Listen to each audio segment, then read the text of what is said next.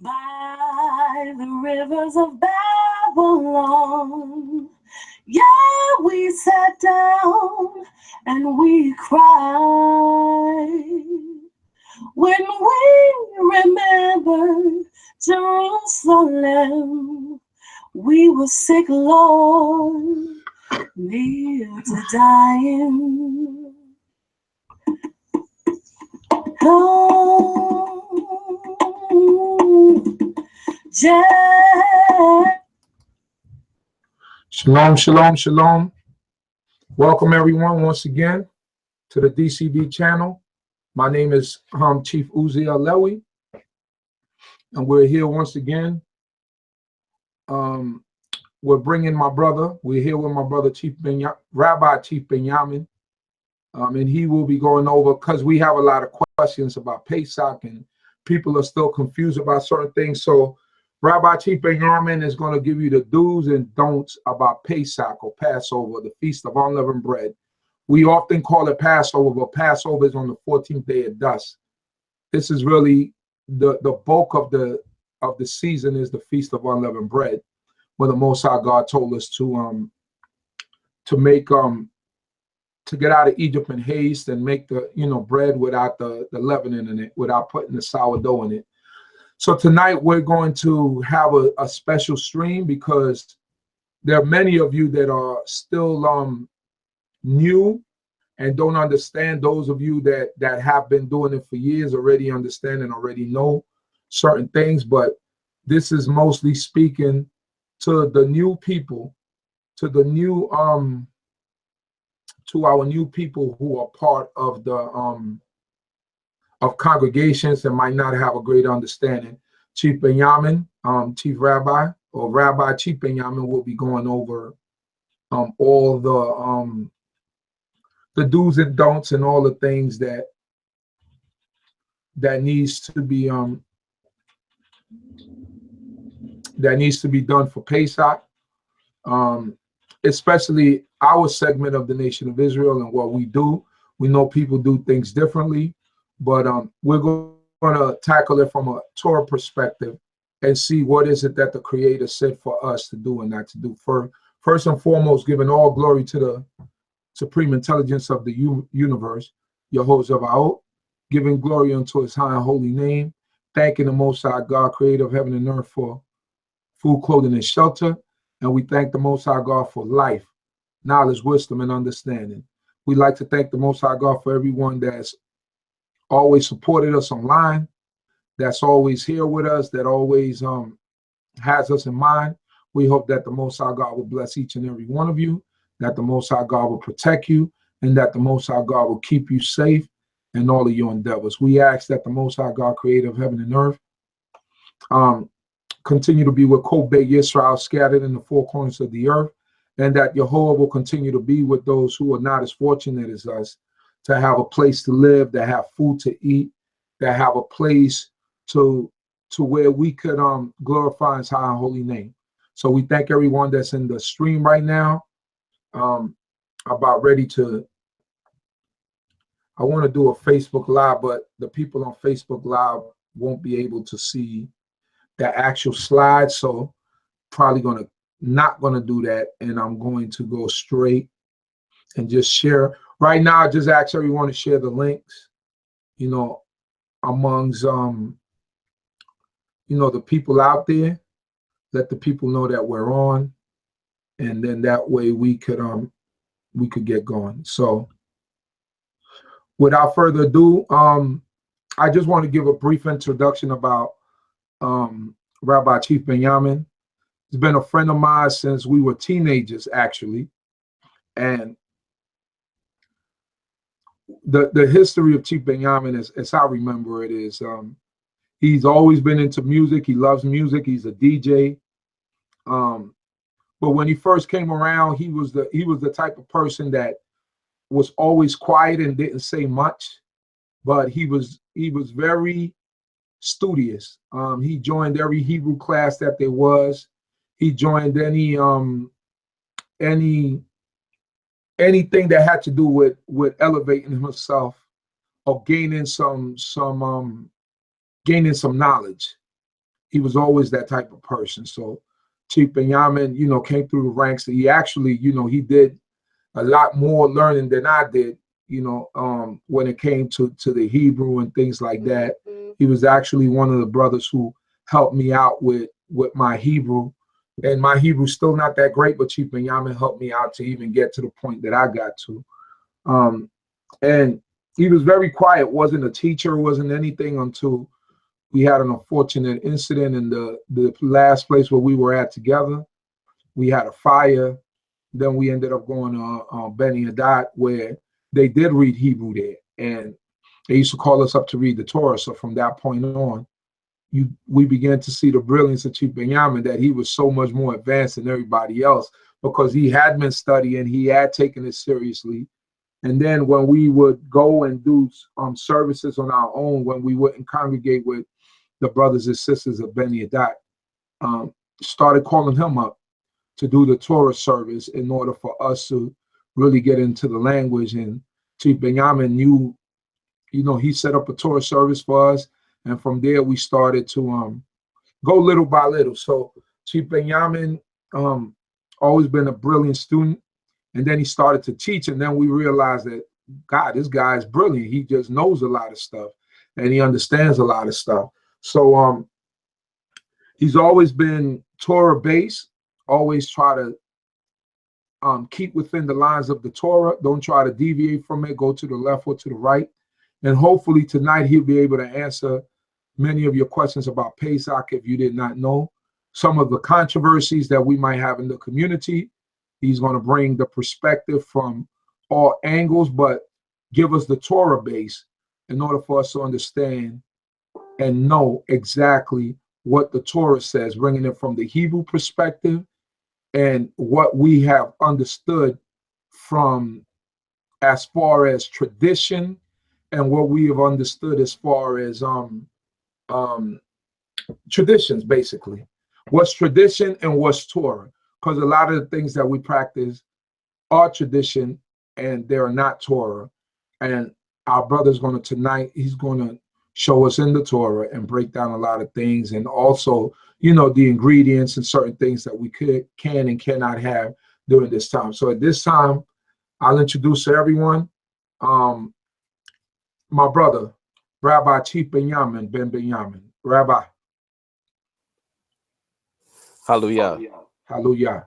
Yeah, giving praise and honor to Yahuwah our God, who is the King of the universe, and thanking him for our lives, everybody that's tuned in and everybody that will be tuning in, because I know this will be recorded, and just praying that he will continue to be with us, and especially during the season that we are approaching. You know, first, you know, tomorrow night will be the new year for the children of Israel, you know, speaking about the month of Abib, which we'll be getting into during the presentation. But also 2 weeks after that, you know, just a remembrance of Pesach or Passover and the Feast of Unleavened Bread, which is Peppermint Soap.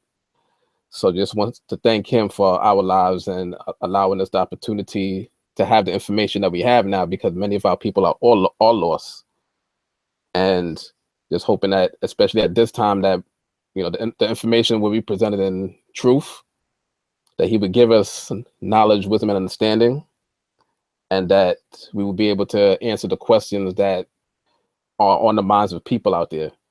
And just, you know, before we officially get started, just to let people know that this teaching or this presentation is basically the tradition of Beit Da'at Chachma Bina.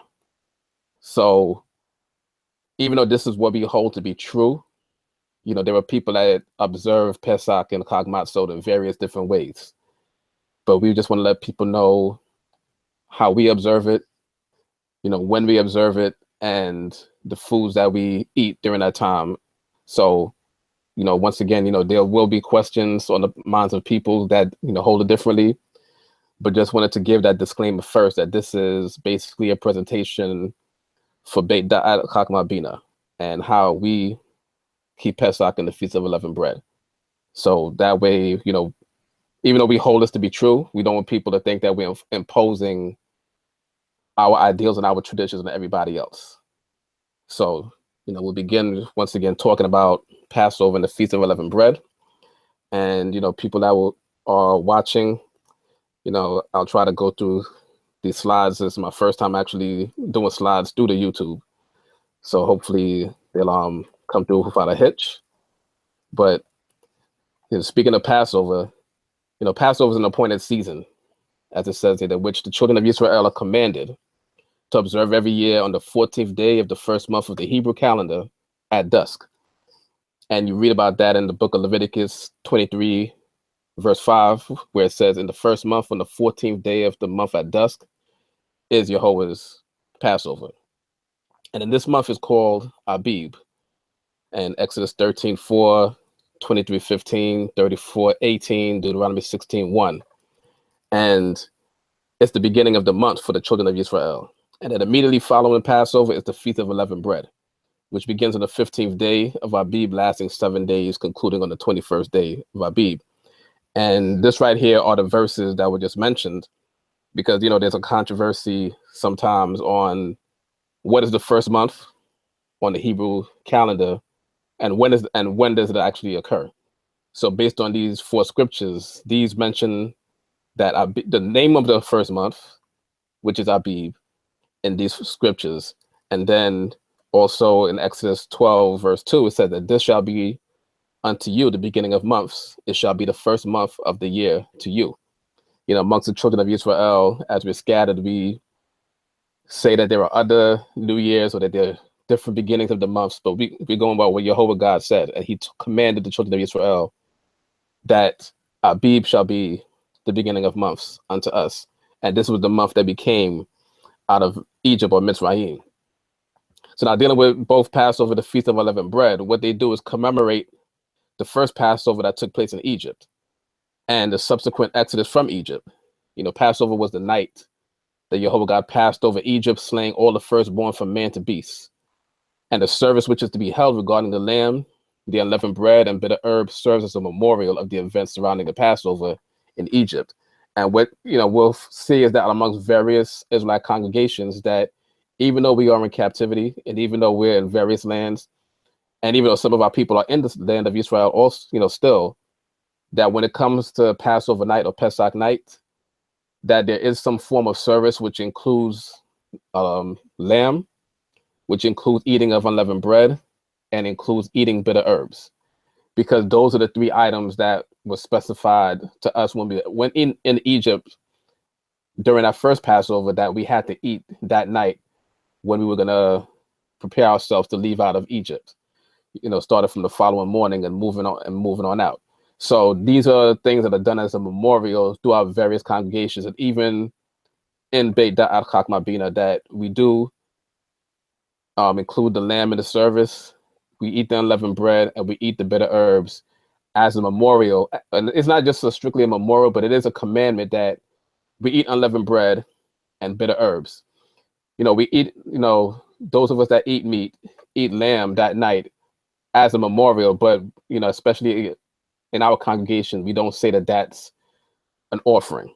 We don't consider that a Passover lamb. We don't consider it a Passover offering or sacrifice. The lamb is just representative of the offering, but at our congregation, we don't treat any eating of the lamb in the form of an offering, where we would actually not break any bone in it or roast it whole. People just eat it as a memorial of the fact that lamb would be eaten on that night. And then, we're going to say that the Feast of Unleavened Bread, which follows, is a reminder that the children of Israel left Egypt in haste, insomuch that they were not able to allow their bread to rise, and ate unleavened bread during the initial stages of the Exodus. And in Exodus chapters 11 through 13 tells us about this series of events that took place when we, were coming out of Egypt. And this is a joyous occasion which connects Jehovah God with the children of Israel, and it is a memorial of the birth of the nation. Before that, we were just strictly the children of Israel. We were not literally a nation, because we were inside of Egypt, which is us being within another nation. But now we have the opportunity to go forth on our own and to be our own nation. So now we're dealing with the Feast of Unleavened Bread, which comes with certain laws. And the primary laws that deal with the Feast of Unleavened Bread is that we don't eat anything leavened. So this is in regards to any bread, cake, or basically any baked goods that come from a grain product. And the removal of leavening from our houses is what we have to make sure that we do during the 7 days of the Feast of Unleavened Bread. So, just to repeat once again that we're not allowed to eat anything leavened or eat any leavened bread or any leavened grain products. And at Beit Da'at Chakma Bina, that's what we focus on, that we do not eat any leavened grain products. So now the term leavening refers explicitly to bread. Whenever we read about leavening in the Holy Scriptures, and then even if you look up leavening by definition, you're talking about bread or some sort of baked grain product. And now when we're going back to the Holy Scriptures, the two words in Hebrew that refer to the subject are sa'or and chametz. So now, this just shows the verses that were in the previous slide, that it says in Exodus 12:15, that 7 days shall you eat unleavened bread. Howbeit the first day you shall put away leaven out of your houses, for whosoever eats leavened bread from the first day until the 7th day, that soul shall be cut off from Israel. And then in Exodus chapter 12, verses 19 through 20, it says, 7 days shall there be no leaven found in your houses, for whosoever eats that which is leavened, that soul shall be cut off from the congregation of Israel, whether he be a sojourner or one that is born in the land. You shall eat nothing leavened in all your habitations, so you eat unleavened bread. So once again, that was just done to reiterate the verses that tell us, or that introduces to us, the Feast of Unleavened Bread. So now we're just going to deal with the subject of Sa'or, which... Chief, before you carry on, I have a question. Where does the concept of not eating roasted corn on Pesach come from? Well, I'm going to probably touch that a little bit, but a general concept that people go to is in Leviticus 23, where after we read about Passover, we read about the Feast of Unleavened Bread, then we're told that we're supposed to put, quote unquote, the sickle to the grain. And then that's when we count the 50 days to Shavuot. And it mentions that until we do that offering of putting the sickle to the grain, not 50 days later, but that initial day where after the Shabbat we perform that offering, it said that we should not eat any grain, we should eat not any parched corn. But that's just the translation is basically saying don't eat any parched grain. And that means just don't eat any grain that came up in that new year. So once the year turns and you have a new harvest of grain, that you're not supposed to eat of any of the new grain of that year until you give an offering unto Jehovah first. So the concept, one of the concepts of not eating corn comes from that. But that's just based on a mistranslation. Well, not really a mistranslation, a misunderstanding of the translation of corn. Because in the King James and the Gideon Bibles, they'll translate the word of grain to corn. And when people think of corn, they in the United States, they think of what is known as maize, the yellow corn or the purple corn, but those did not grow in the Mediterranean. So when the writers of the King James and those Bibles used the word corn, that was the Old English term for grain. And that's so, once again, it's not really a mistranslation. It's just that today we have a misunderstanding of what that translation is. And then we'll get into a little bit more about why, some people don't eat. There's other reasons why people don't eat corn, but that's the main reason that people use on why they don't eat corn during that time. And then going back to the subject of Sa'or, basically Sa'or, when we talk about the Holy Scriptures, means sourdough or yeast. And it's basically referring to any agent that's used to make bread rise. And that word itself only appears 5 times in the Holy Scriptures. And those are the verses that appears Exodus 12:15, 12:19, 13:7, Leviticus 2:11, and Deuteronomy 16:14. And I'll just jump to the next slide real quick, which mentions those verses. And where you see the highlighted and bolded word leaven, that's where you see the word Sa'or in the Hebrew translation of those verses. And once again, those are the only 5 places where you see the word Seor. And in all of these verses, the word Seor is in connection to bread.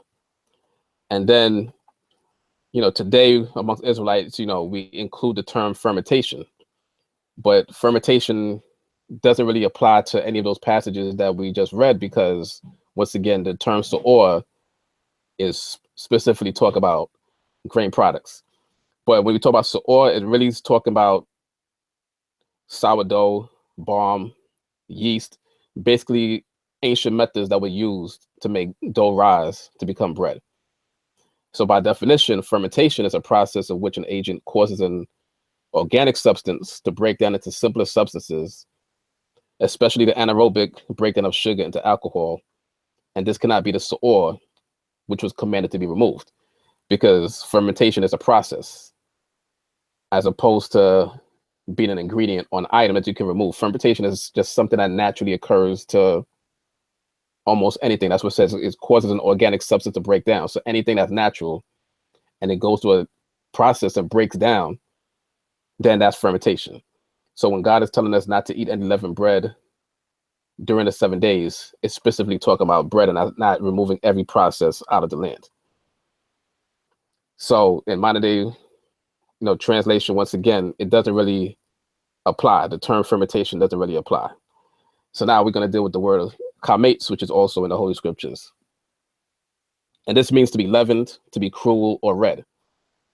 But in this subject that we talk about leavened bread, chametz, when it's used as a noun. And sometimes they're loosely translated as leaven, but most of the time you'll see it translated as leavened bread. And just to give reference, there's a word called makmetzet, also in the Holy Scriptures, which refers to leavened bread as well. But it's basically connected to this word chametz. So as a noun, the word chametz appears 11 times. In Exodus 12:15, 13:3, 13:7, 23:18, 34:25, Leviticus 2:11, 6:17, 7:13, 23:17, Deuteronomy 16:3, and Amos chapter 4, verse 5. So those are the 11 times that the word chametz appears as a noun. You'll still have the same pronunciation of chametz when it's used as a verb, but as a noun, these are the verses that it appears in, and these are all in connection with bread once again. So as a verb, it appears 8 times. And these 8 times in Exodus 12:19, 20, 34, 39, and Hosea 7:4 are all in connection with bread. So a bulk of the times that the word chametz is used as a verb is found in Exodus chapter 12, which is the same chapter that describes Passover and the Feast of Unleavened Bread. Now, the other times that it appears, the word appears as a verb, are in Psalm 71:4, Psalm 73:21, and Isaiah 63:1. And that gives you the other definitions in terms of being cruel or turning red. There is a connection in Hebrew to most verbs and nouns, but sometimes the connections may be loosely based. So when it comes to these, the last 3, that's when it's in the verb form, they really have no connection to the using it as in connection with bread. And this is just an example of 5 of those verses where you'll see chametz translated as leavened bread. And we could always discuss these things, but most of the times when we talk about chametz, we're talking about some sort of grain product. So now we're just going to jump into another subject, which leads into somewhat the question that was just asked by Chief Uziel in terms of not eating corn and also other types of grain. And there's a term called quitnio, which comes from, it's a Hebrew word which means little things. So now these references are going to give us where the concept of not eating certain types of grain on the Feast of Unleavened came from. So this first reference is on its own, and this is a quote, and you can go to the link that's on the bottom here, and you'll see this paragraph and much more of an explanation of quitnio. But this is once again just an introduction to what quitnio is. So on its own, this rule requires fairly extensive effort to observe, but it is at least quite clear. For the past 700 years, however, Ashkenazic Jews have complicated Passover observance by avoiding rice, millet, and legumes. These are collectively known as quitniot, from the Hebrew word quatan, which means little. In recent years, the discovery of the New World food quinoa, which most Jews now consider kosher for Passover, has eased the quitniot burden somewhat. And as a note, they say that the Conservative Movement's Committee on Jewish Law and Standards ruled in December 2015 that quitniot now are permitted on Passover. So what basically they're saying here is that the quitniot, or these particular grains, the rice, the millet, and the legumes, beans being a form, just an example of a legume, that they dated back, and the other slides will let us know more explicitly that this concept of not eating these particular grains goes back to only the 13th century, and that only comes amongst the Ashkenazi Jews, or the Jews in Europe. So here's another reference that talks about quitniot. The medieval Jewish sages placed a ban on eating legumes, quitniot, on Passover because they are similar in texture to chametz. Even bread can be made out of their flour, so people might assume that if, for example, cornbread can be eaten on Passover, wheat or rye bread can be eaten too. This prohibition includes rice, beans, and corn. This injunction was unanimously accepted by Ashkenazic Jews. Many Sephardic Jews, however, continue to eat quitniot on Passover. If you're Sephardic, speak to your rabbi to determine your family and community tradition. And the prohibition is only with regards to consumption of quitniot. There is no obligation, however, to destroy or sell quitniot products before Passover. So amongst Jewish people, they make a difference between the concept of what chametz is and quitniot. And the last sentence is basically saying that when it comes to quitniot, the Ashkenazi Jews would not get rid of quitniot from their homes. They wouldn't eat it because that's their safety valve, so to speak, because it's something that looks small. It's something that looks similar to wheat and barley when you grind it up. It's something that reacts the same way to water, in a sense, to wheat and barley. But they're saying that they understand it is not chametz, so they understand that it's not something that's prohibited by Torah. But that's just a rule that they made up in order to protect themselves. And once again, it wasn't all of the Jewish community that was prohibiting it. It was just primarily the Ashkenazi Jews, or the Jewish people in Europe, that placed that ban on it. And they, once again, wouldn't even get rid of the quitniot from their homes. It was just something that they would refrain from eating throughout the 7 days of Chag Matzot. And here's another reference which says, chametz is defined as one of the 5 grains, wheat, spelt, barley, oats, and rye, which has come in contact with water for more than 18 minutes. This is a serious Torah prohibition, and for that reason, we take extra protective measures on Passover to prevent any mistakes. So once again, this is the quote for this will come at the end, but when I'm reading I'm not talking about Beit Akakma Bina. I'm just reading a quote from a Jewish source of what their understanding of chametz is and what quitniot is as well. So once again, this reference is making a difference between chametz and quitniot, and it lets you know that chametz is only defined by the 5 grains, wheat, spelt, barley, oats, and rye.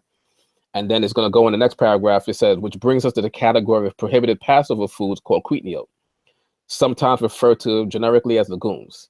This includes rice, corn, soybeans, string beans, peas, lentils, mustard, sesame seeds, and poppy seeds.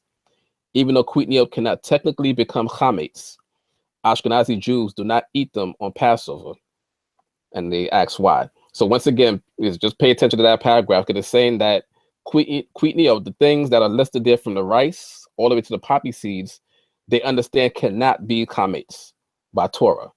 But the Ashkenazi Jews did not eat them.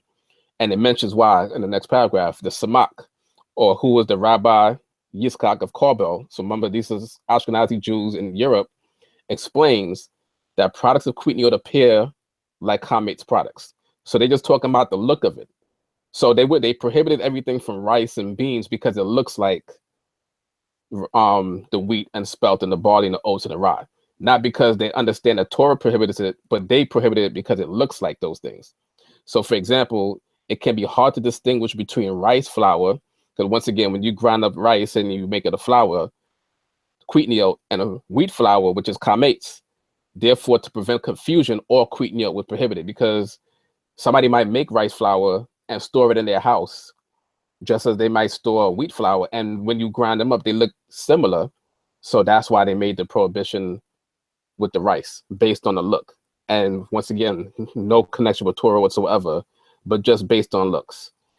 And then another, they continue to say the Beit Yosef, who is the Rabbi Yosef Karo, who's a 16th century rabbi in Israel, notes that since regular grains may become mixed together with wheatmeal, once again referring back to the previous note of rice flour could be mixed with wheat flour, or they just look similar, apparently due to changes in crop cycles, one may inadvertently come to eat actual chametz.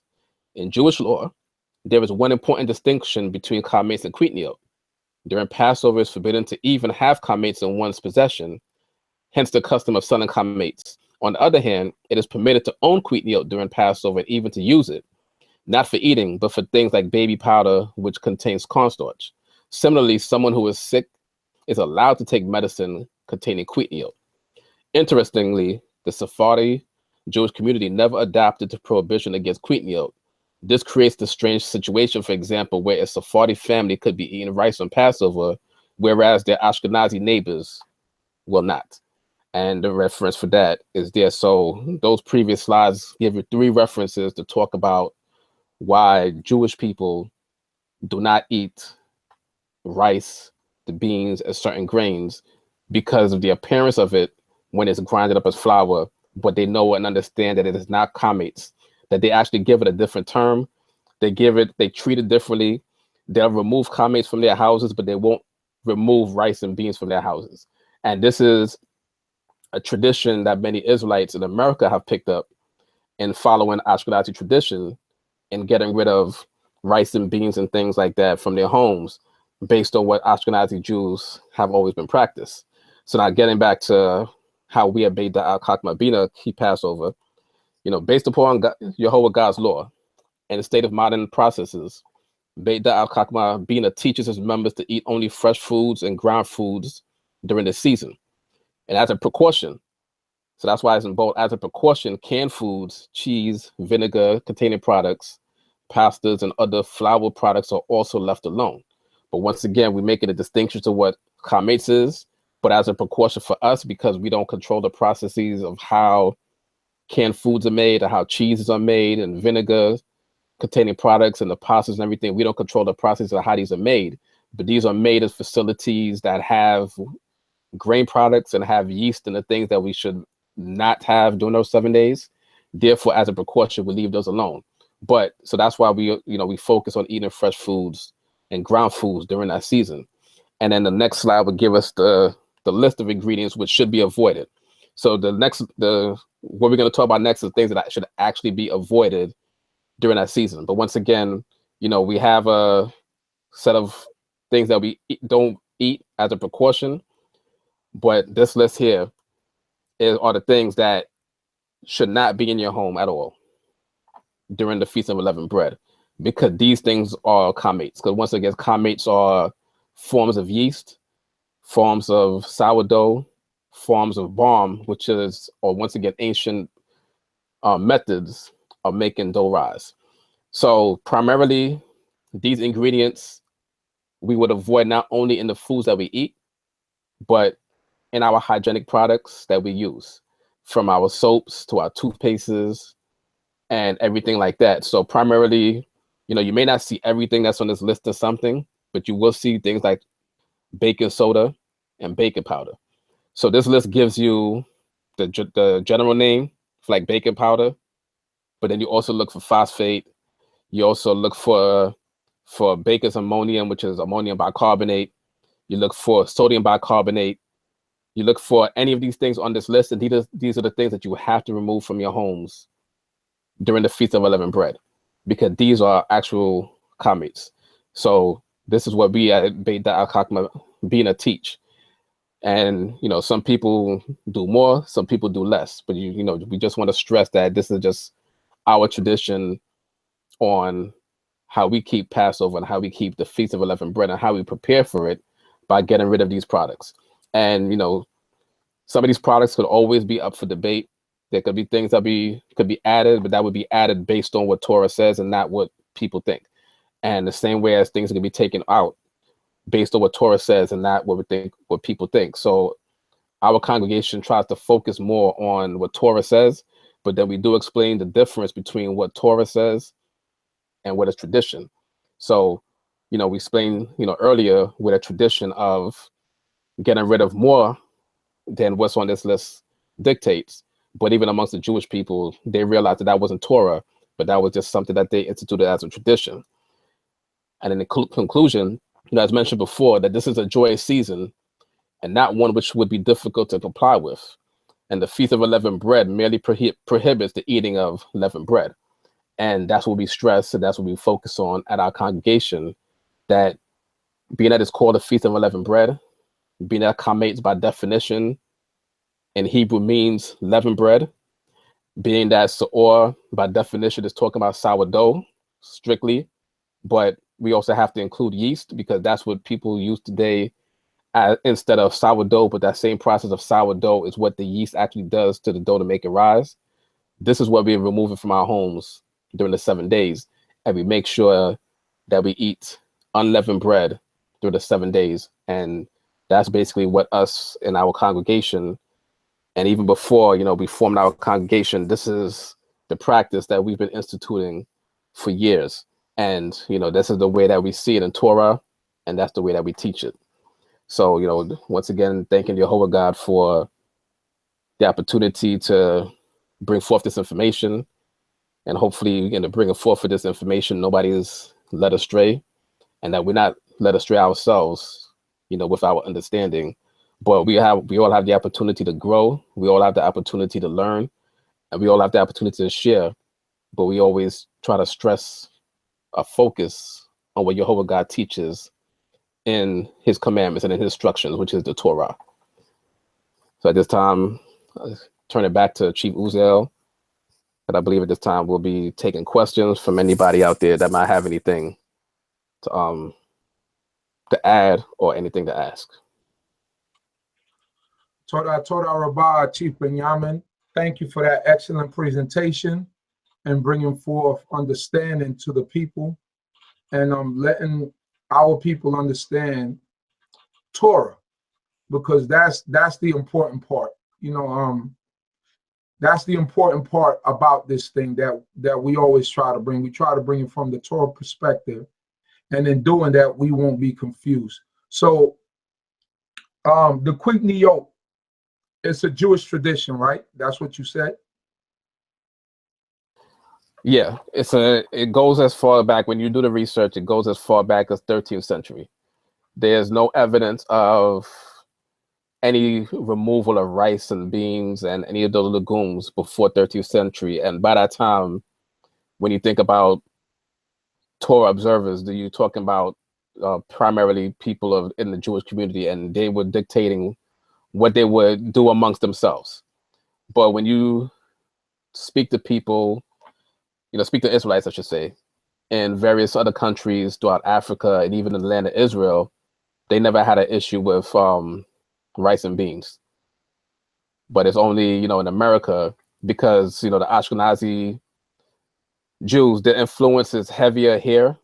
So when we got into knowledge of ourselves, you know, even though we should and we do speak strongly against what they practice, we do tend to bring in a lot of their practices in the way that we keep Torah. So that's why we, you know, we have that issue pretty much in the United States, but in other countries where Israelites are, you know, the Quigniyot is not really an issue. And, you know, even amongst all Jewish people, as you know, stated, is not really an issue. It's only an issue amongst the Ashkenazi. And, you know, as I said 2 years ago, the conservative movement of the Ashkenazi decided to start eating Quigniyot once again in their homes. So my question is, did people like Rabbi Matthew, Rabbi Ford, and did they follow this tradition of not eating rice and beans, and down to Rabbi Yirmiyahu and these men that were part of that rabbinic order? I don't want to say yes for sure. I'd have to ask people. There are still people that are still around, that are still alive from that era, that would be able to give the better answer. So I don't want to speak for them and say that they were doing that when I'm not sure. I can only assume that they kept that custom because, once again, you know, when we started getting into knowledge of ourselves in America, you know, many of our people did look to the Jewish people and the way that they practice Torah as a template on how we should keep it. So, you know, for sure, you know, definitely when people were getting knowledge of themselves, certain things like not eating meat and cheese, that's what Israelites were doing back in the early 1900s, because that's what Jewish people were doing. We evolved out of that through time. So I would just assume that we also, in the early 1900s and continuing on, were not eating rice and beans, because that's what the Ashkenazi Jewish people were doing at the time. And then, just like the meat and milk thing, we evolved out of that. Many of us evolved, and you know, we didn't have a problem with eating rice and beans during the Feast of Unleavened Bread.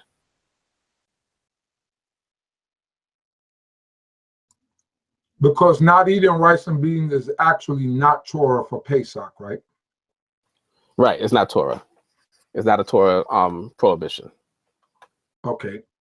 As far as wine, right? Can you go over one more time the definition? Can you find any place in the Torah where we see the presence of wine during this time of unleavened bread? Because people always say Pesach. We always say Pesach, but Pesach is actually just a short period of time.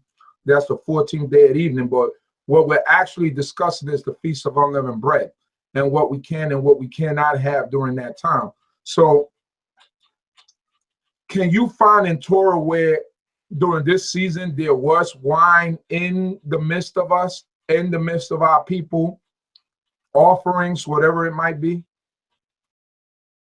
Okay, we can go to Leviticus 23. So in Leviticus 23, verse 4 starts off telling us that the first three verses talk about Shabbat, and it also introduces to us the holy convocations, the appointed seasons of Yehovah. So verse 9 starts talking about the procedure that leads up to the Feast of Shavuot. So just to backtrack a little bit, between verses 4 and 8, it talks about Passover and the Feast of Unleavened Bread. And then it's a common practice amongst the children of Israel to start counting for Shavuot after the first day of the Feast of Unleavened Bread. So verse 9, this is Leviticus 23, verse 9. And Yehovah spoke unto Moses, saying, Speak unto the children of Israel, and say unto them, When you are come into the land which I give unto you, and shall reap the harvest thereof, then you shall bring the sheaf of the first fruits of your harvest unto the priest. And he shall wave the sheaf before Yehovah to be accepted for you on the morrow after the Shabbat, or after the Sabbath, the priest shall wave it. And in the day when you wave the sheaf, you shall offer a he lamb without blemish of the first year for a burnt offering unto Yehovah, and the meal offering thereof shall be 2/10 parts of an ephah of fine flour mingled with oil, an offering made by fire unto Yehovah for a sweet savor, and the drink offering thereof shall be of wine, the 4th part of a hin. And ye shall eat neither bread, nor parched corn, nor fresh ears until the selfsame day, until ye have brought the offering of your God. It is a statute forever throughout your generations in all of your dwellings. And just to focus on verse 13, once again, which says, And the meal offering thereof shall be 2/10 parts of an ephah of fine flour mingled with oil, an offering made by fire unto Yehovah for a sweet savor, and the drink offering thereof shall be of wine, the 4th part of a hin. Now, this offering, once again, amongst many Israelites in America, it's taught that this offering will be performed the day after the first day of the Feast of Unleavened Bread. The discussion of that is another controversy for another day, but most people do the count from Shavuot from the day after the first day of the Feast of Unleavened Bread. Now, the offering that goes with that, it mentions that the drink offering shall be of wine. So if the offering of wine is going to be on the second day of the Feast of Unleavened Bread, that means that there was wine present in the land during the Feast of Unleavened Bread. So that's one of the main points to explain that we did not get rid of wine in the land during the Feast of Unleavened Bread, because we had it as part of the offering. And if, once again, if you're definitely going to subscribe to the teaching that this offering would be done after the first day of the Feast of Unleavened Bread, then you would have to have wine present in the land in order to perform that offering.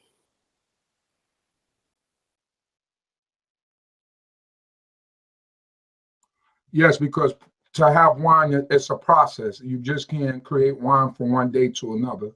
It's a process that takes fermentation, and the grapes actually got to go through a certain change. So thank you.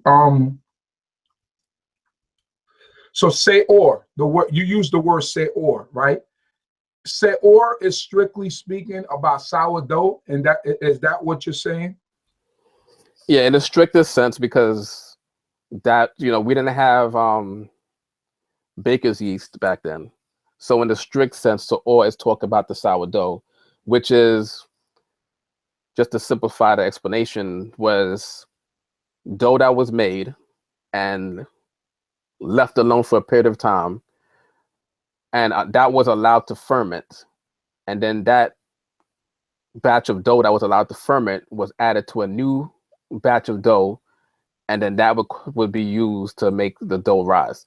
Because we read in Exodus 12 when we left Egypt that the reason why we keep the Feast of Unleavened Bread is because we didn't have enough time for the dough to rise. So because we had to leave in haste. So the word seor is talking about strictly about sourdough, because that's one of the most ancient ways of making bread. So in the strictest sense, seor is talking about sourdough.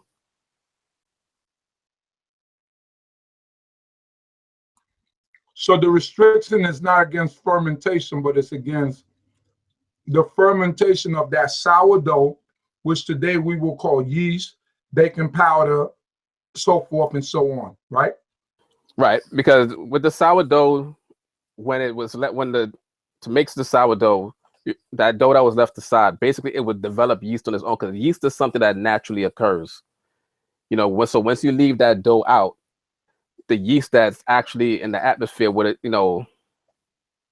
attach to that dough and just continue to multiply and multiply. And then once you add that, so basically that was an original form of making baker's yeast, but you had to use dough in order to do that. So, so once again, the seor that we read about in the Holy Scriptures is talking about sourdough, but because it brings forth that process of making yeast, that's why, in modern Hebrew, we could attach the word yeast to that terminology. But in the ancient Hebraic term for that would just be the sourdough. So, because we don't want to introduce too many things for the Feast of Unleavened Bread. So we don't want to say it strictly means sourdough, and then that would make baker's yeast okay, because baker's yeast would not be okay, because that same sourdough that was used brought about that same process. But just to answer the question on the simple level, the seor is strictly talking about sourdough. So I get you. You saying sourdough, but we got so many products now that make the bread rise that you stay away from that, because that was the emphasis, that the bread could not rise, right? Right. The emphasis is not making leavened bread. So whatever you can add to make dough become leavened, would it be in modern Hebrew, we'd have to attach that word seor to that term. So that would be the baking powder. That would be the yeast. And then, the list of items that we spoke about earlier, that those are the things that in today, because, the languages evolve. So the term seor, if we were people that were just strictly speaking Hebrew and we talk about seor, we would understand that that's talking about something that you would add to dough to make it rise. And I believe we had the discussion last year amongst, because you were speaking along with Chief Kohat about, in Spanish speaking countries, there's a term that is used. And when y'all read it in the Spanish, y'all automatically understand it to strictly mean the sourdough.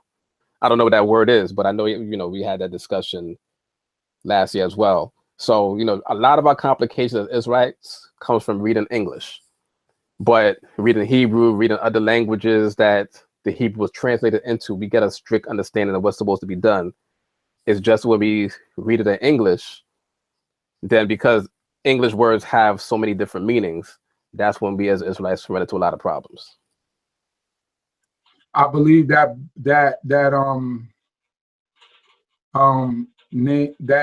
word in Spanish is levadura. So when we hear levadura, we don't think fermentation, we don't think beans, rice, we don't think it. Levadura is strictly what we will know as yeast, right? Something that you put in the bread to make it rise. So once we see levadura, that's what we think of. We don't think of anything else. I think that's the word, but I'll look it up.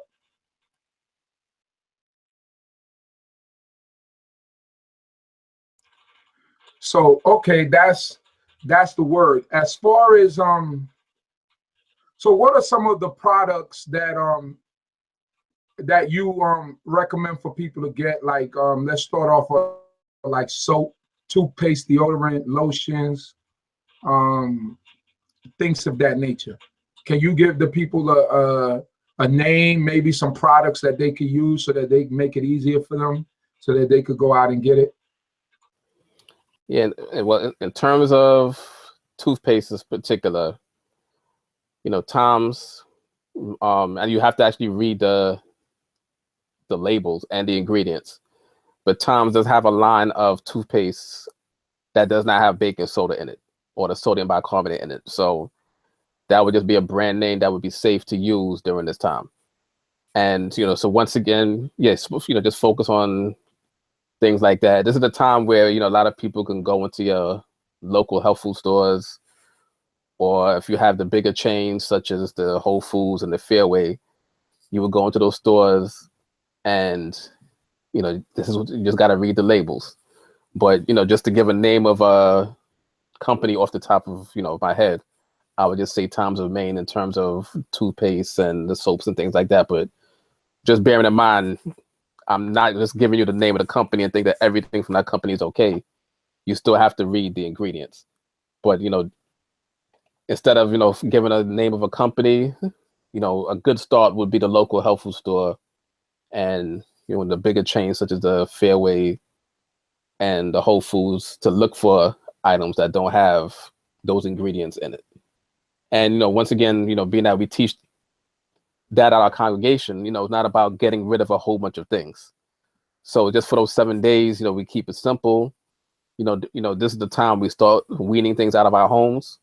So by the time, you know, if we need to buy the deodorants and the soap for those 7 days, you buy it now, and then you have it in your house by the time, you know, the Feast of Unleavened Bread comes around. All right, Todd, I have it here. The word in the Leviticus chapter 23, verse 5. And it reads, I'm going to read it in Spanish and then I'm going to try to interpret it. La Pascua, the Passover of Yehovah, comienza el día 14 del mes primero, on the 14th day of the first month, a la hora del crepúsculo, at dusk, right? At the time of dusk, right? El día 15 del mismo mes comienza, said on the 15th day of the same month, mes comienza la fiesta de los panes. We'll start the feast of panes sin levadura en honor al Señor. It will start the feast of unleavened bread in honor to Yehovah. That's what it says. So levadura, when we hear the word levadura, and I'm only using it because, like they said, when you listen to something in a different language, if somebody is learning about themselves in Spanish, or they come into knowledge of themselves, when they read that word levadura, only thing they're going to eliminate is they're going to eliminate yeast. or bread with yeast in it, baking powder. That's it. Anything that makes the bread rise, because that's all we knew.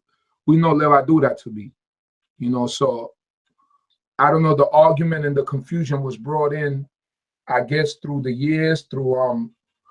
But could you give me a little bit of that history with because I know that there's been a lot of controversy as far as the uses of the word rabbi, or maybe you becoming a rabbi and going to school to become a rabbi. Can you give a little explanation on that, and can you expound on that a little, and why was it that you pursued that, and what's your reasoning for pursuing that title? Okay, the term rabbi it's a Hebraic term which properly is pronounced Rabbi. And it just there was just a mispronunciation that came along. I don't know where, but that would be amongst the Jewish community that gave that improper pronunciation. But the correct pronunciation of Rabbi, which comes from the word Rav, which you do find in the Old Testament or the Holy Scriptures. You do find it in the first 5 books, actually, and it just means elder.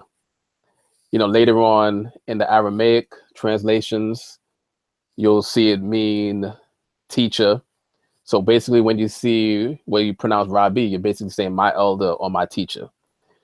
Now, the institution of the Rabbim came around amongst the children of Israel in the land of Israel at a point in time where the temple was still up, but the role of the priest was declining for various reasons. We know how we as a people, did a lot of things that we weren't supposed to do.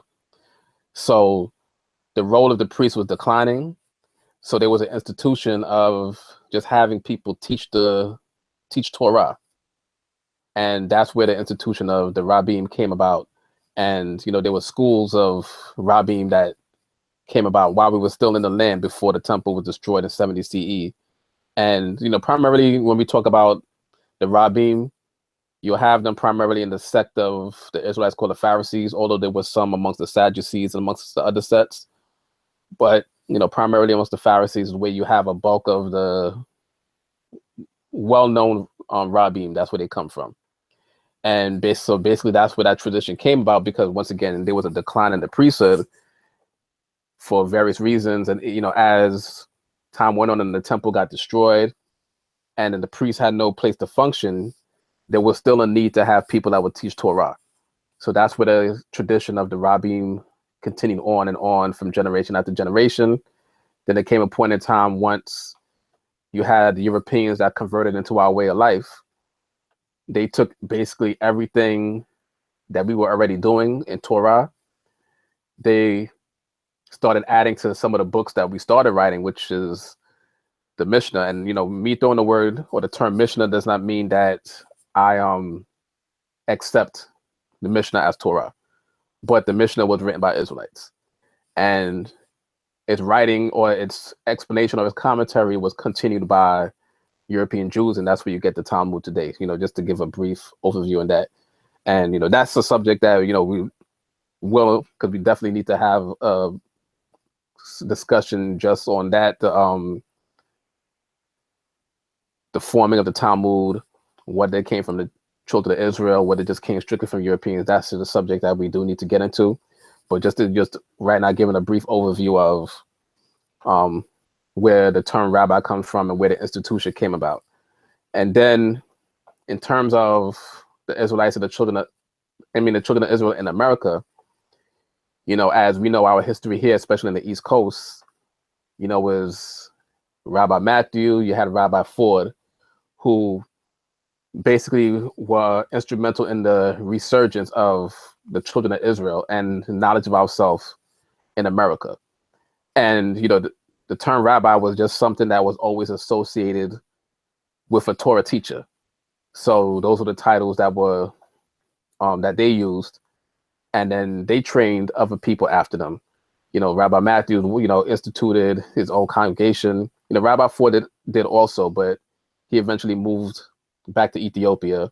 So Rabbi Matthew was still here, formed Command of the Keepers, started training rabbis. And then that tradition just came, all the way down to today, almost, we're approaching 100 years, 2 years from now, of the actual formation of commandment keepers.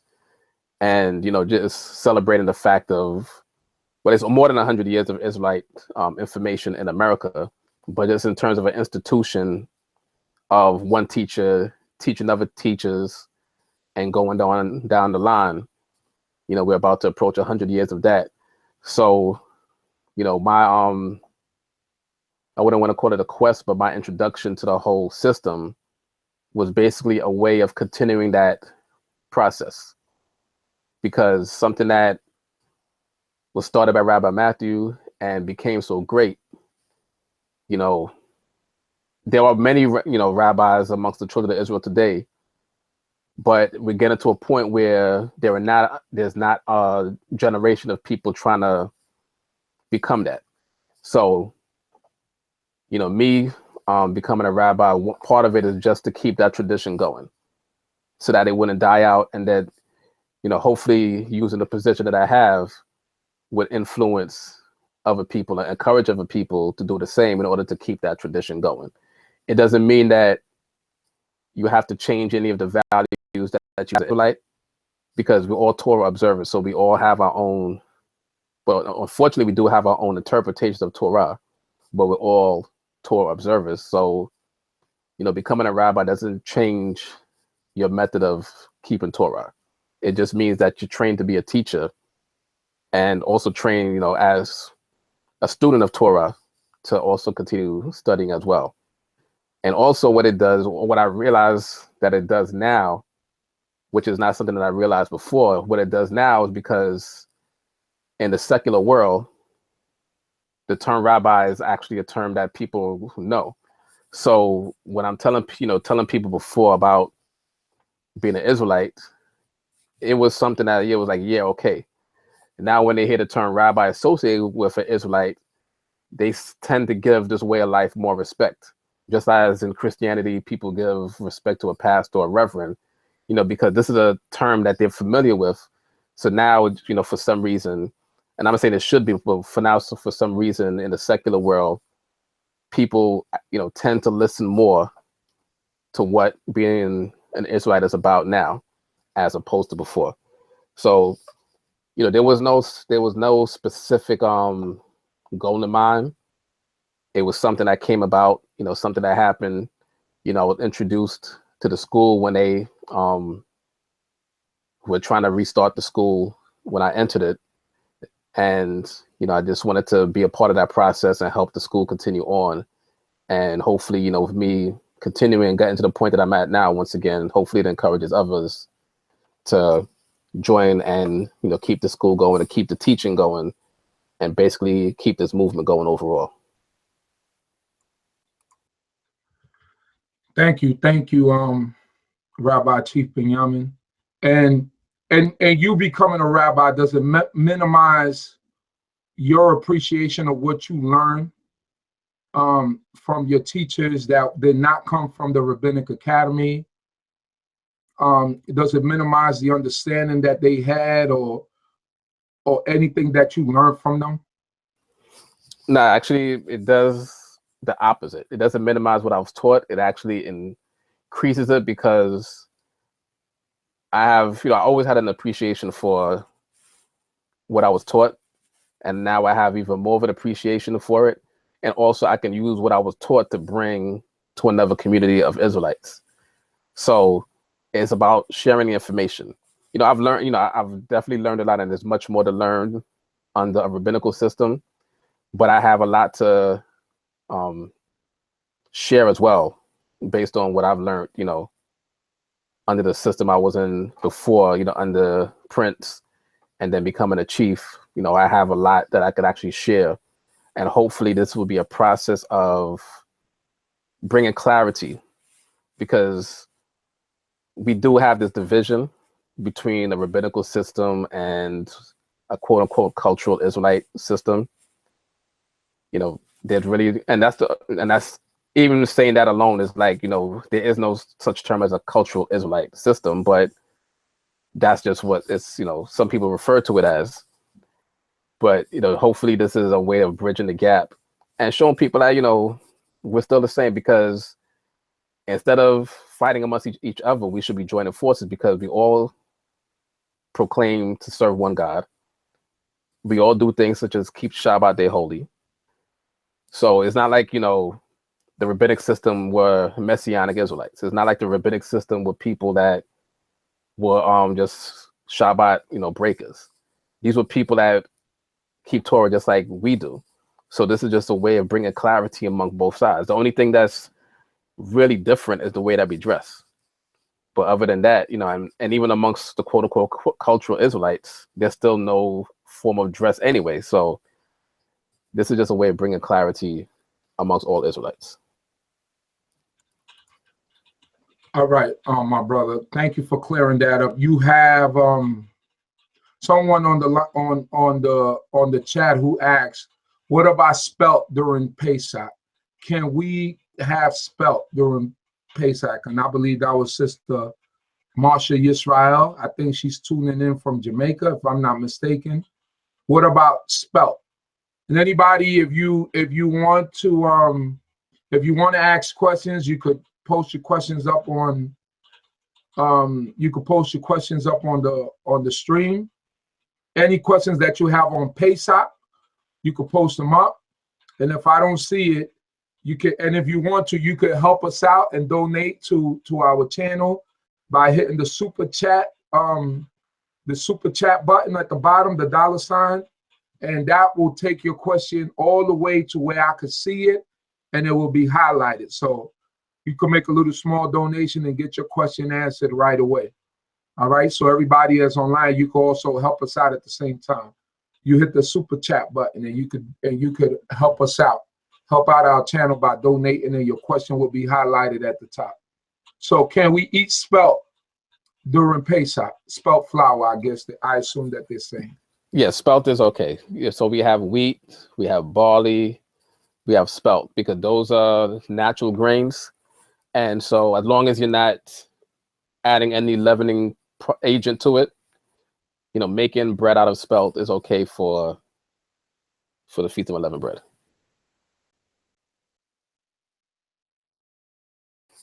And there was a question earlier. I'll type up my email in the YouTube. Somebody asked for my email a while ago. Let me find it, and then I'll post it also. And I'm still looking through for any other questions as well. Chief Binyamin, we'll post this email address up on the chat. You putting it on the chat, right? Yeah, on the YouTube. That's what I'm looking at. On the YouTube chat, so that anyone who has any direct questions to him, and remember, people, no question is a stupid or a dumb question. Any question that you have, even down to detergent, if you want to think about that, you could just ask any question, and Chief Binyamin is here to answer it. And if I could answer it, I'll answer it. But I think he did a thorough search on everything, the things that we have controversy on, the things that we see, the do's and the don'ts.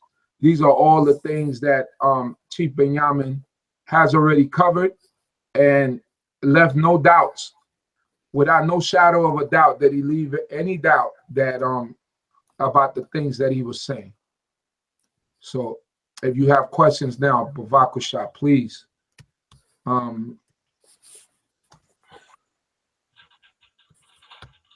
Please do that. Yeah, put an email address in there. I had to put it that way because YouTube doesn't allow email addresses to be placed in the comments. So that's Binyamin at BneiYisrael.org. So I know Yeshaya had asked for an email address, so I don't know if it's apparent in the comments, but when I put it the regular way, it didn't allow me to put it, so that's why I typed it at that. But people could send questions or anything, because there's many other things that I try to get involved with, so people can always reach me at that email address, Binyamin at BneiYisrael.org.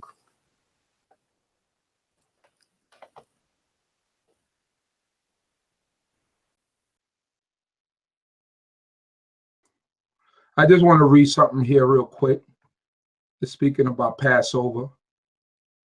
So this is Numbers chapter 28, verse 16, and it reads, "And in the first month, on the 14th day of the month, is Jehovah's Passover. On the 15th day of this month shall be a feast. 7 days shall unleavened bread be eaten. And in the first day shall be a holy convocation. He shall do no manner of servile work. But he shall present an offering made by fire, a burnt offering unto Jehovah, 2 young bullocks, 1 ram, and 7 he lambs of the first year.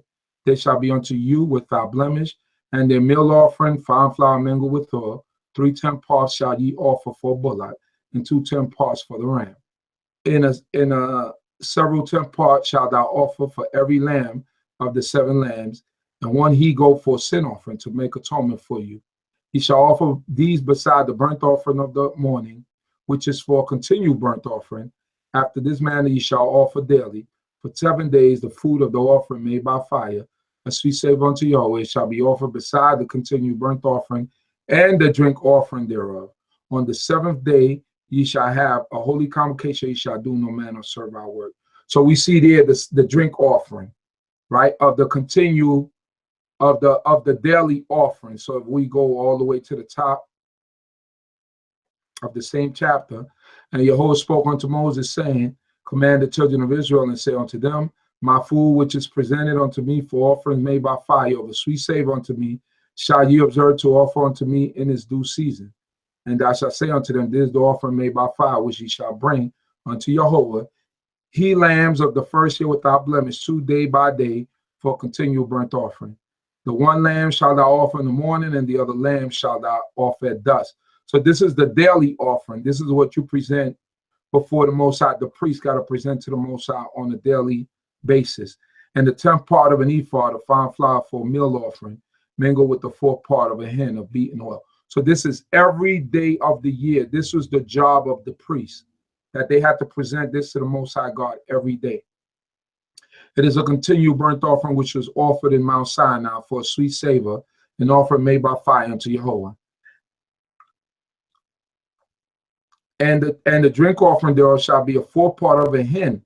For the 1 lamb in the holy place shalt thou pour out a drink offering, a strong drink unto Jehovah." This is saying a strong drink. Yeah, and that would be the wine, because going back to Leviticus in chapters 1 through 5, when we read about the drink offerings that are associated with the burnt offering and the meal offering and everything, is talk about wine specifically. So my question to you is this, as going back to the wine.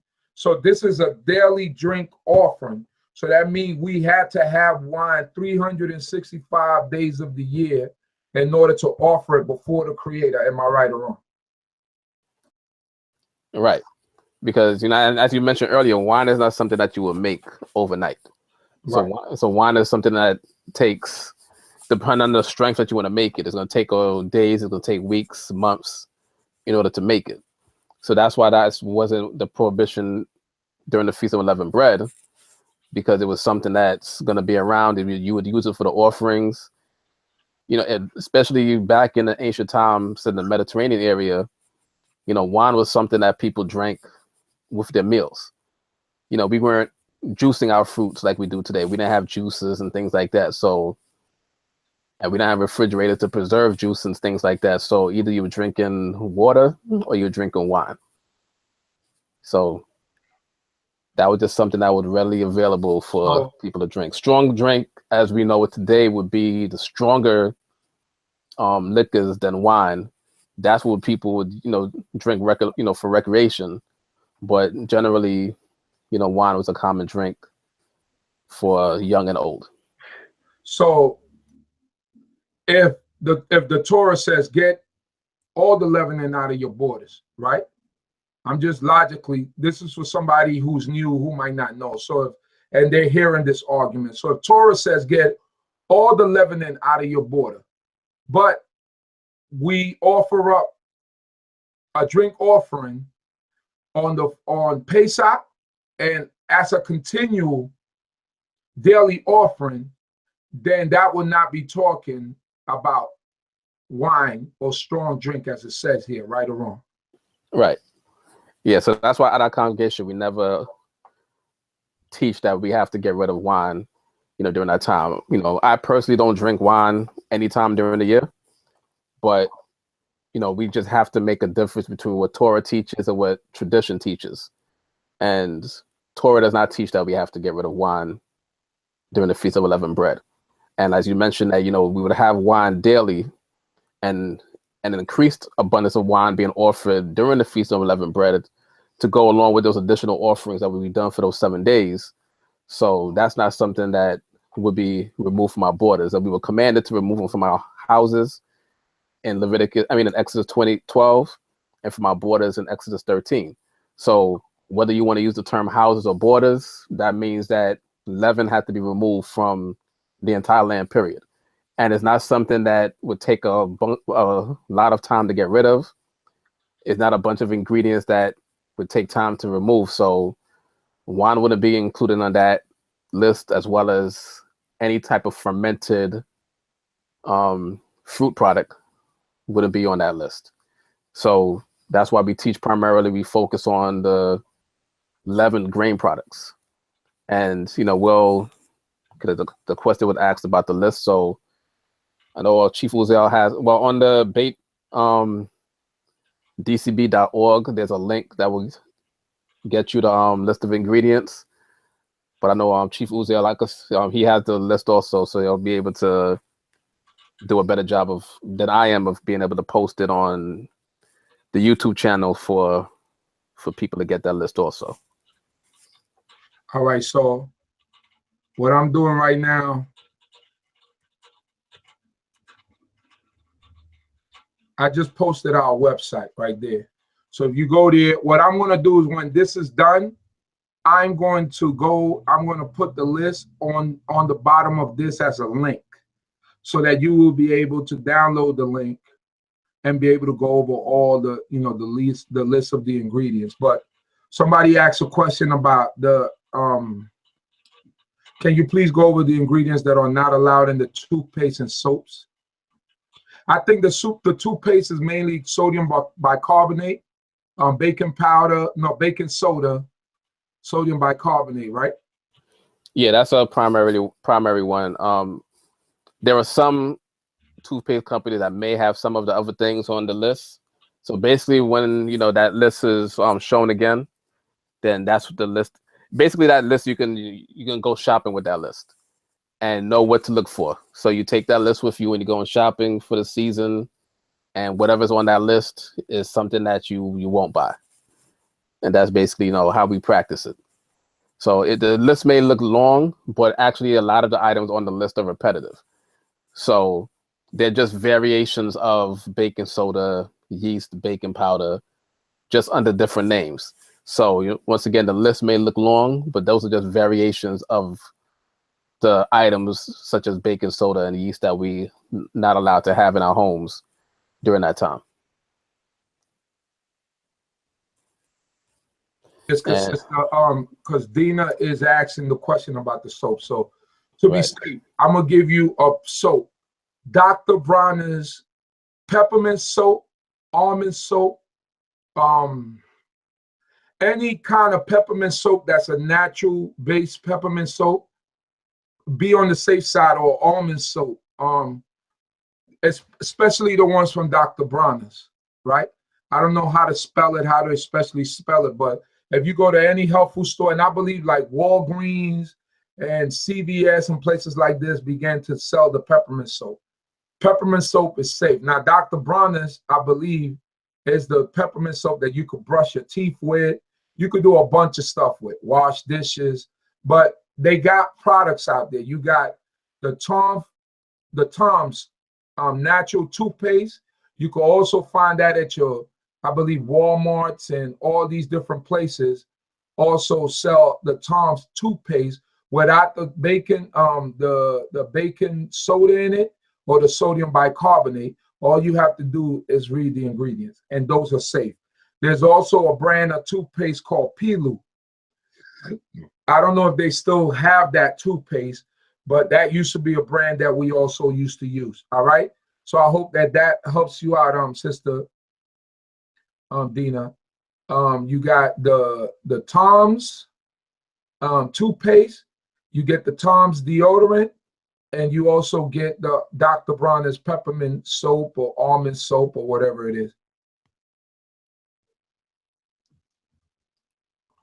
Yeah, the ingredients usually change. That's generally what happened. That's why we implore everybody to read the ingredients. And if you're going to get wine, because I did my research on the wines. If you're going to get wine, make sure that it says kosher for Passover. Don't get just any straight up wine, because you want to be sure about what you're drinking. So when you do get wine, and if you do get wine, I don't drink wine. I'm not a wine drinker. I'm not really a drinker. If you see me drinking, it's once every 3 years or something like that. But I don't really drink. So and I don't get into the habit of drinking during holy days, and very rarely. So if you do drink wine, make sure that the wine that you're getting says kosher for Passover. And we usually don't emphasize on the word kosher, but if you're going to drink wine, we emphasize on that word kosher for Passover, so that you don't, because the preparation for that wine is different than the preparation for regular wine. And that's why they emphasize on the kosher for Passover wine. Okay? Rabbi Binyamin? And to let everybody know, beer is completely out for the 7 days. Whether you drink beer or not, or wine or not during those 7 days, beer is completely out for the Feast of Unleavened Bread, because that comes from a grain product. So wines come from fruit products, beers come from grain products, and because beer is a fermented grain, beer is out for the 7 days of the Feast of Unleavened Bread. So you got beer, and you got what else there was something else that I wanted to touch on, and I forgot. I just want to cover all bases, so that way no one will be confused and everybody will know exactly what is it that they have to do and what they cannot do.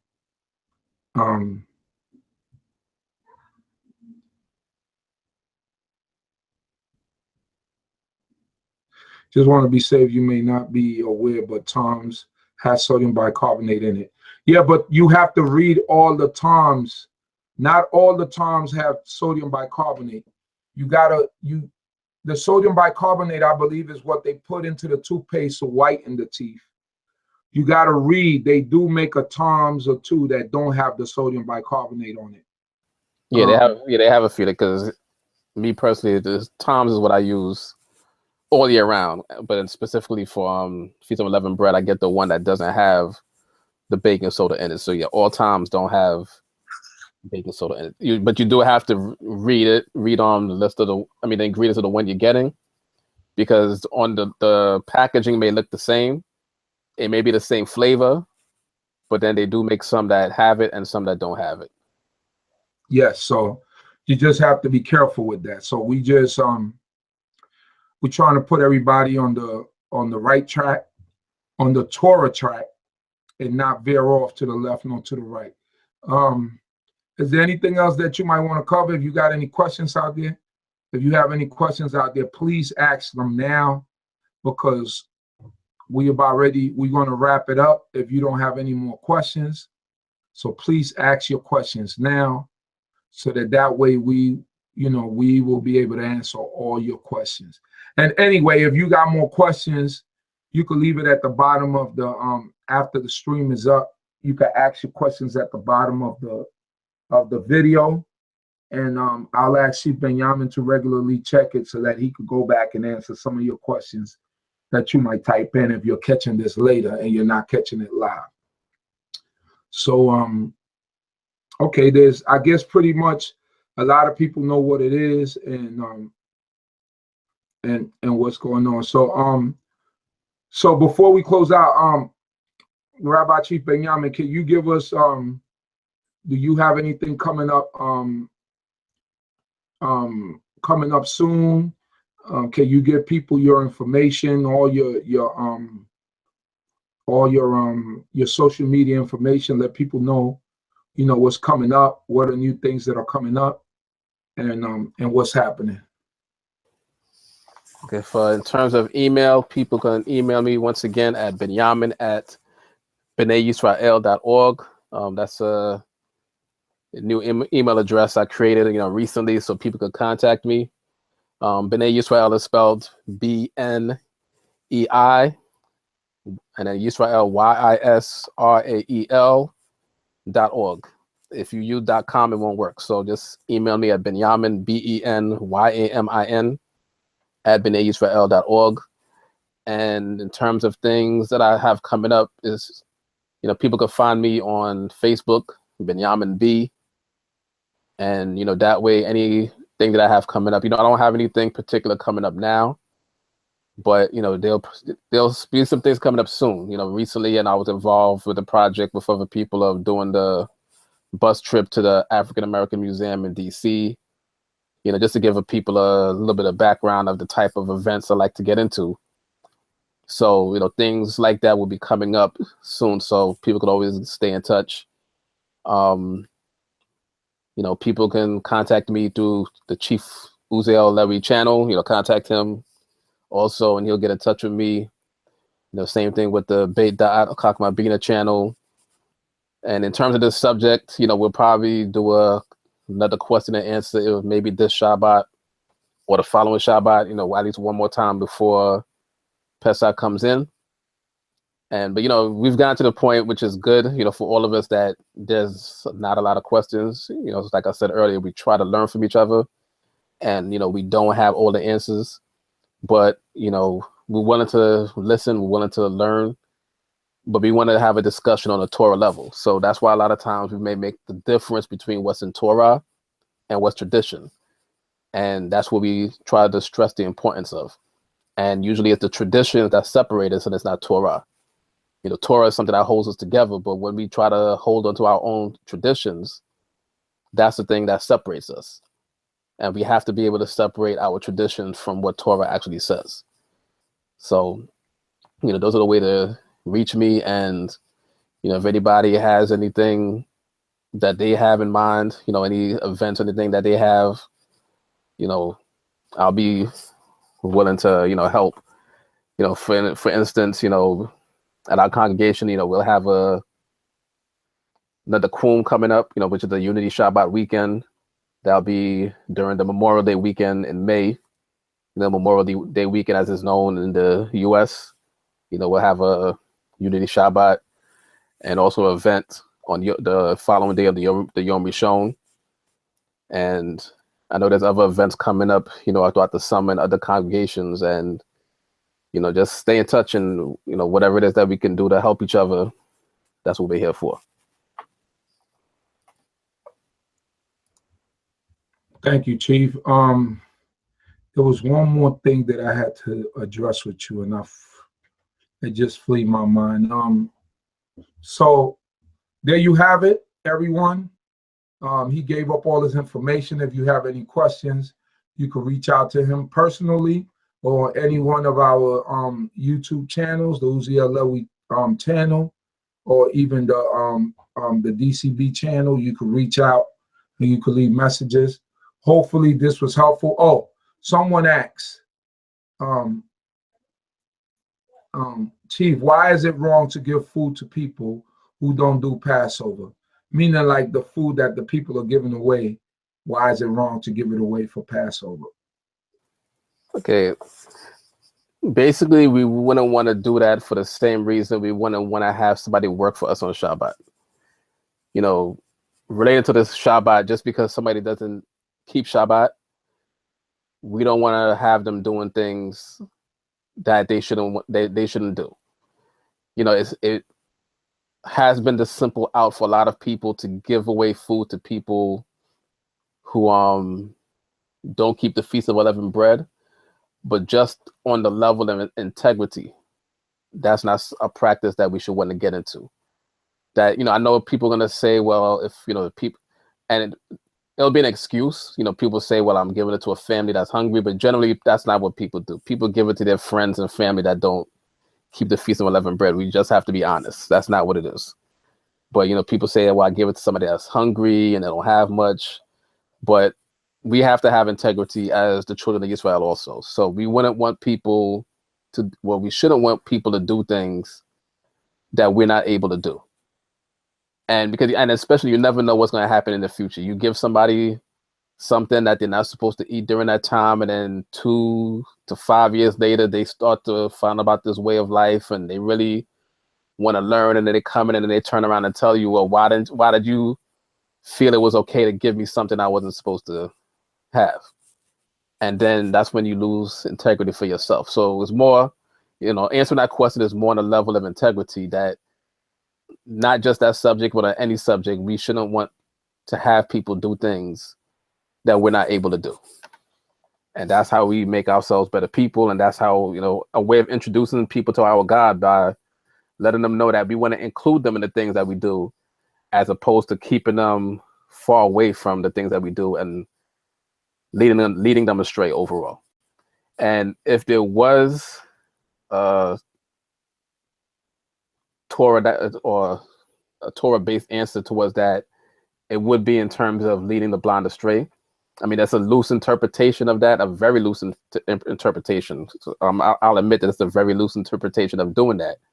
But we don't want to lead the blind astray, but we want to have integrity and have people come into our way of life, as opposed to pushing them further into what they do. And also, the last thing, can you please tell people when we will be observing the Passover, the first day, all the way through the last day, and what is it that we keep? Okay, so the Passover night will be for us, for our congregation, on what is known to the world as April 10th, or that Monday night on Monday, April 10th, is when the sun goes down. It'll begin the Feast of Unleavened Bread, and that's when we'll have our Passover night service. Now, in terms of if we were in the land and having an actual Passover sacrifice, that actually would be done before the sun goes down. But because we don't have a Passover lamb and we don't do sacrifices, our observance of the eating the unleavened bread and the bitter herbs that take place that night will begin after sundown on Monday the 10th.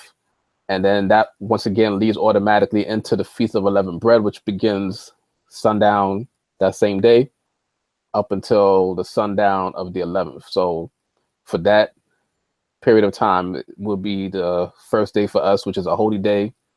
So basically the 10th at night and the 11th during the day is when we don't do any work, we don't go to school, because we'll be observing that as a holy day.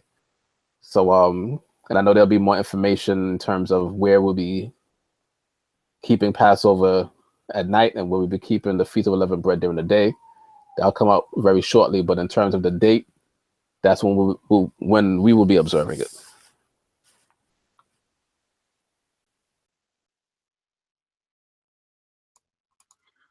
So, Rabbi Chief, and for all of you that are going to be observing it with us, or will just want to help us out in the Passover dues or whatever, is $40. If you because many of you feel a part online, you might just want to help us out. So it's $40 per single for Passover dues and $80 per family. So if you want to help out and making our feast great, or the visitors that come see us, so we can provide food and not whatnot, then that's what it is. All right.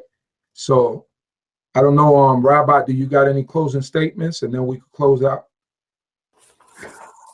I just once again want to thank Yehovah God for this forum, the opportunity to have this forum, and praying that we didn't lead anybody astray, and praying that we were helpful and that we allowed ourselves to be helped as well, and praying for a peaceful season to come and a successful season for all of us, wherever we're going to be keeping it, praying that the presence of God will be with all of us throughout the earth as we're trying to get back. We're in captivity, and we're trying to work towards another redemption. You know, Yehovah did it for us before, and he can definitely, and he will do it for us again. So we await that day that it comes, but we have to observe these days in order for that redemption to come. We have to keep these commandments, these statutes and judgments in the land of captivity in order for that day of redemption. And, you know, we read that in Deuteronomy chapter 30, that when we bethink ourselves and we return to God, you know, just paraphrasing, we return to God and keep the commandments that he has given us, then we'll be able to, that he will save us and we'll be able to return to the land again. So just praying for humility and praying for increased knowledge, wisdom, and understanding for all of us as we, you know, move forward and trying to become better people in his sight.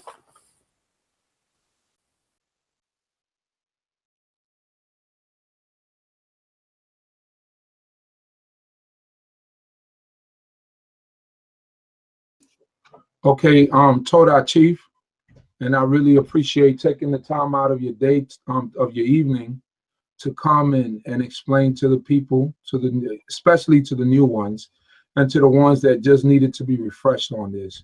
Toda Rabbi for your life, thanking the Most High God for your successes, that he may continue to bless you with many more. I hope and pray that we've all got something out of the stream tonight, that we've gotten some understanding and some wisdom. And I hope and I pray that everyone would understand, go back and listen, and look at Torah rather than follow opinion or feelings. This is not about opinions or feelings. This is about Torah and what we try to bring forth with Torah. So with that, hoping and praying that we all got some knowledge, wisdom, and understanding tonight. I thank my brother Chief Binyamin once again, and praying that the Most High God be with us all. Shalom, shalom.